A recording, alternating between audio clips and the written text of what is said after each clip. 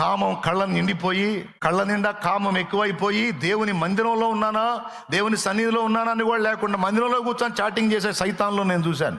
ఎక్కడ ఉండి చేస్తావు నువ్వు చాటింగ్ సైతాన్? నీకు దగ్గర దరిద్రపు స్థలాలు ఏవో శాపగ్రస్తమైనవి ఉంటాయి. పో, నీలాంటి శాపగ్రస్తుల కోసం. దేవుని సన్నిధి అన్న భయం లేదా లూసిఫర్? బజారులో నిలబడి బజార్లో తిరుగుతూ మాట్లాడుతూ ఉంటారు. వాళ్ళే ఓస్తారు, అన్ని జనులు ఓస్తారు. ఇదిరా క్రైస్తవ్యం అంటే, యేసు ప్రభు అంటే దేవుడిని అడ్డం పెట్టడం, ఇట్లాంటి దిక్కుమాలను పనులు చేయటం, ఇదిరా వీళ్ళ సంబడం అని వాళ్ళు నాశనం అవుతారు. ఇక వాళ్ళు దేవుని దగ్గరకు రాలేరు కదా ఇట్లాంటి దరిద్రులను చూసి. ఇక ఆ దరిద్రులు ఎప్పటికీ దేవుని దగ్గర రాకుండా ఇట్లాంటి దరిద్రులు కనపడుతుంటారు.